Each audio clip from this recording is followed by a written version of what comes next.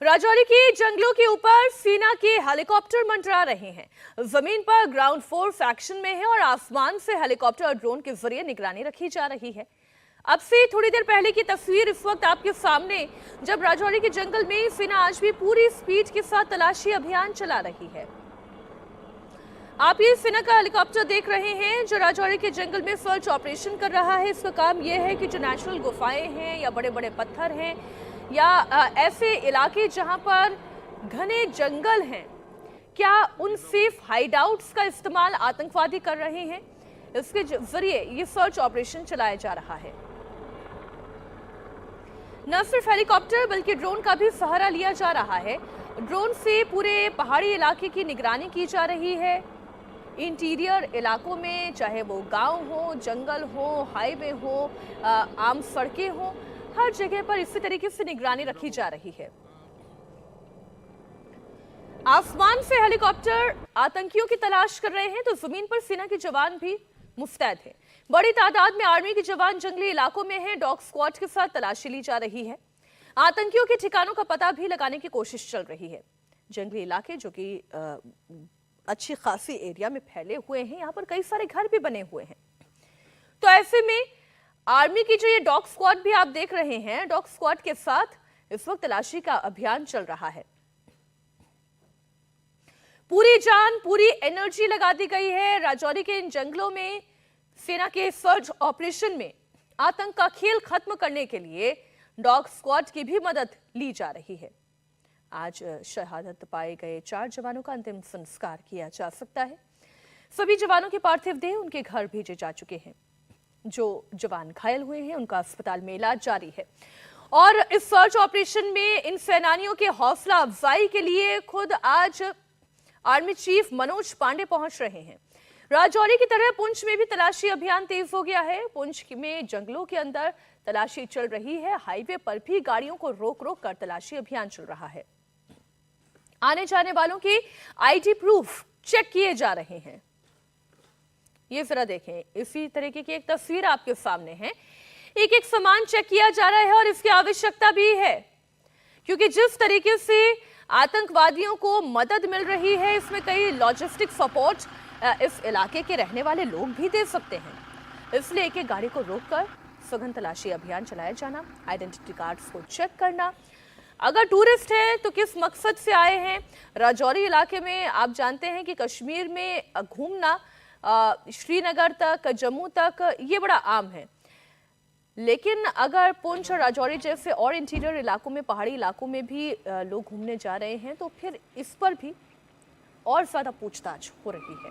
Army चौकी पूरे action में है। डेरा की गली, पीर की गली और बफलियास में तलाशी चल रही है। सेना का हौसला बढ़ाने के लिए आर्मी चीफ आज पहुंच रहे हैं राजौरी। 27 से 28 दिसंबर को रक्षा मंत्री राजनाथ सिंह भी राजौरी आ सकते हैं। राजौरी के आतंकी हमले में जो 4 जवान शहीद हुए हैं, उनके पार्थिव देह को उनके पैतृक निवास के लिए भेज दिया गया है। उन्हें राजौरी में पहले श्रद्धांजलि दी गई और श्रद्धांजलि के बाद ही पार्थिव देह को उनके घर के लिए रवाना किया गया। आज अंतिम संस्कार हो सकता है।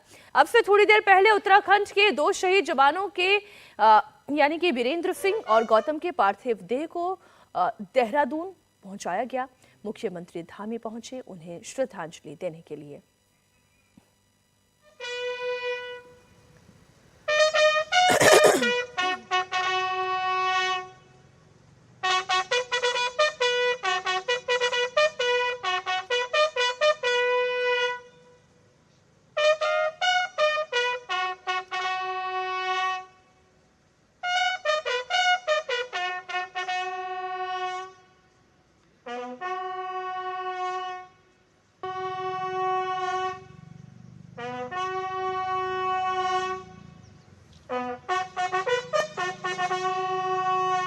ये देश के वीर सपूतों को आज अंतिम विदाई है। डेरा की गली ऑपरेशंस में इन 4 देश के वीर सपूतों ने भारतीय सेना की परंपरा को कायम करते हुए आतंकियों का मुंह तोड़ मुकाबला किया और फिर उनको जवाब देते हुए वीरगति को प्राप्त हुए।